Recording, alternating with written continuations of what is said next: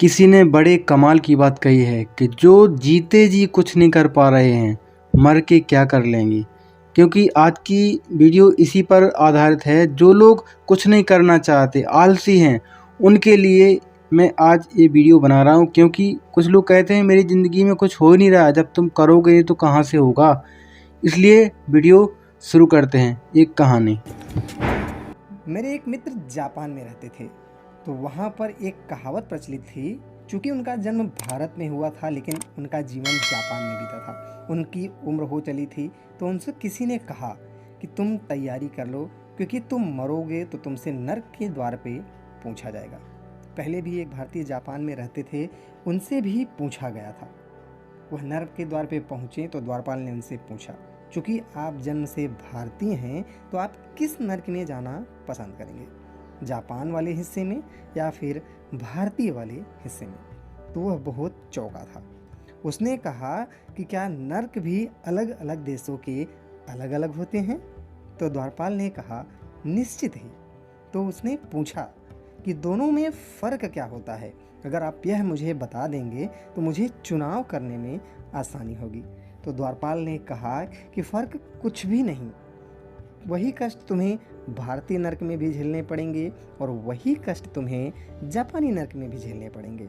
वही तेल, वही कढ़ाई, वही भट्ठियाँ, वही कोड़े और वही पिटाई, वही सब होगा।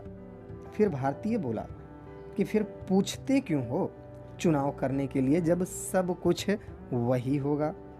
द्वारपाल थोड़ा हंसा और बोला थोड़ा सा फर्क है। फर्क यह है कि भारतीय नर्क में जो भी होता है वह भारतीय ढंग से होता है। मतलब कभी चूल्हा जलता है तो कभी नहीं जलता, कभी लकड़ियाँ गीली रहती हैं तो कभी तेल नहीं मिलता।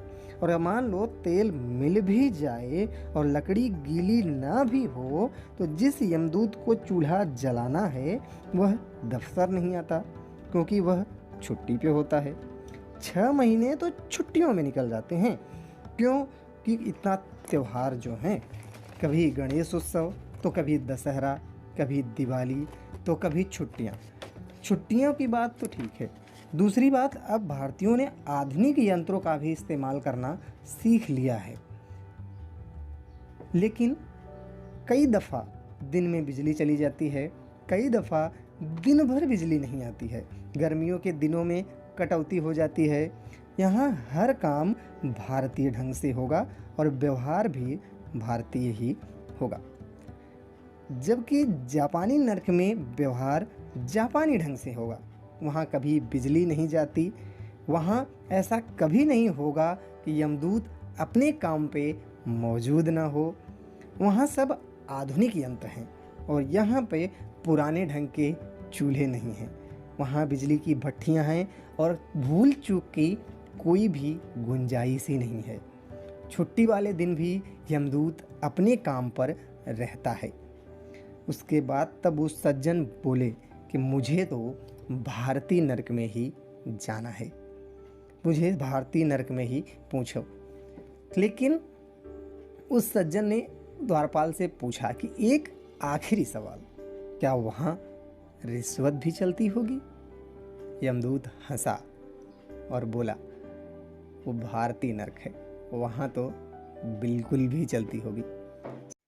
दोस्तों, हमें इस कहानी से सीख मिलती है कि जीवन में खाली नहीं बैठना चाहिए, आलसी नहीं बनना चाहिए, कभी हार नहीं मानना चाहिए। काम कितना भी कठिन हो, यदि हार मान लोगे तो नर्क में भी जगह नहीं मिलेगी। क्योंकि नर्क एक ऐसी चीज़ है कि जहाँ व्यक्ति को बुरी तरह से टॉर्चर किया जाता है, लेकिन बाद में ये दिन याद आएंगे। इसलिए करो और लाइफ में कुछ बड़ा करो। वीडियो को लाइक शेयर सब्सक्राइब जरूर कर लेना। मिलेंगे ऐसी वीडियो में।